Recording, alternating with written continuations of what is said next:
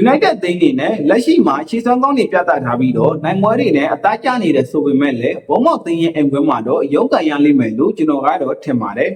အားလုံးပဲမင်္ဂလာပါခင်ဗျာကျွန်တော်ခုပြောပြသွားမှာတော့စနေနေ့မှာရှင်မြန်ကစားသွားမယ်ပရီးမီးယားလိပွဲစဉ်တွေကိုဝေးရလက်ခံမှန်းပေးသွားမှာဖြစ်ပါတယ်ပထမဆုံးအနေနဲ့ကတော့ဘုံမောက်အသင်းနဲ့မန်ယူနိုက်တက်အသင်းတို့ရဲ့ပွဲစဉ်ပဲဖြစ်ပါတယ်ဒီနှစ်သင်းရဲ့ပထမကြောက်ရလက်မှာဆိုရင်တော့ United အသင်းရဲ့အိမ်ကွင်းမှာအပြန်အလှန်သွင်းဂိုးတွေနဲ့တစ်ဖက်၄ဂိုးစီတည်ရလက်ထွက်ပေါ်ထားတာဖြစ်ပါတယ်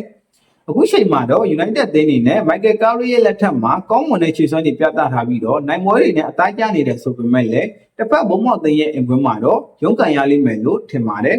ဘုံမောက်အသင်းကပရီးမီးယားလိမှာလုံးဝမရှုံးတာတော်တော်ကြာပြီဖြစ်ပါတယ်ဘုံမောက်အသင်းနေနဲ့နောက်ဆုံးကစားထားတဲ့၄ပွဲဆက်တည်ရလက်ထွက်ပေါ်ထားတဲ့ဆိုပေမဲ့လည်းလုံးဝမရှုံးအောင်ကစားထားနိုင်တာဖြစ်ပါတယ်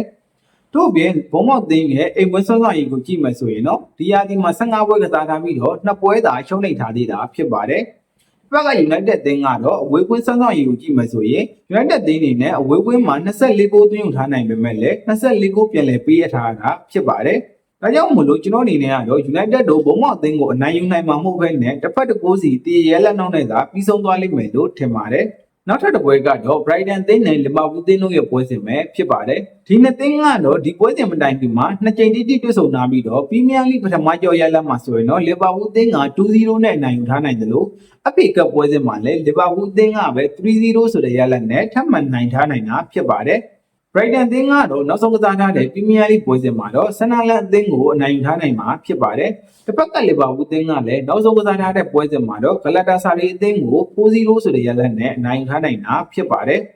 ။ Liverpool သင်းနေနဲ့ Premier League မှာရုန်းကန်နေရတယ်ဆိုပေမဲ့လည်း Galatasaray အသင်းကိုနိုင်ယူခဲ့တဲ့ရှေ့စွမ်းမျိုးနဲ့ဆိုရင်တော့ Brighton သင်းကို 1-2 ဆိုတဲ့ရလဒ်လောက်နဲ့အနိုင်ယူသွားလိမ့်မယ်လို့ထင်ပါတယ်။နောက်ပိတ်ဆုံးပွဲစဉ်တွေကတော့ Fulham သင်းနဲ့ Burnley သင်းတို့ရဲ့ပွဲစဉ်ပဲဖြစ်ပါတယ်။ဒီနှစ်သင်းရဲ့ပထမကြော်ရလက်မှာဆိုရင်လည်းဖူဟန်သင်းကအဝေးကွင်းမှာ2-3ဆိုတဲ့ရလက်နဲ့အနိုင်ယူထားနိုင်တာဖြစ်ပါတယ်။ဖူဟန်သင်းကတော့နောက်ဆုံးကစားထားတဲ့ပရီးမီးယားလိပွဲစဉ်မှာတော့ Forest နဲ့တည်ရလက်ထွက်ပေါ်ထားသလိုတစ်ဖက်ကဗန်လီသင်းကတော့နောက်ဆုံးကစားထားတဲ့ပရီးမီးယားလိ၄ပွဲဆက်နိုင်ပွဲပြောက်ဆုံးထားတာဖြစ်ပါတယ်။ဒါကြောင့်မို့လို့ဒီပွဲစဉ်မှာတော့ဘယ်အသင်းကနိုင်ယူသွားမလဲဆိုတော့ကိုတော့ကျွန်တော်တို့စောင့်ကြည့်သွားမှာဖြစ်ပါတယ်။ကျွန်တော်အနေနဲ့ကတော့ဖူဟန်သင်းနေနဲ့သူတို့ရဲ့အိမ်ကွင်းမှာဗန်လီအသင်းကို2-0ဆိုတဲ့ရလက်လောက်နဲ့အနိုင်ယူသွားလိမ့်မယ်လို့ခန့်မှန်းပေးလိုက်ရပါတယ်။အားလုံးကိုကျေးဇူးတင်ပါတယ်ခင်ဗျာ။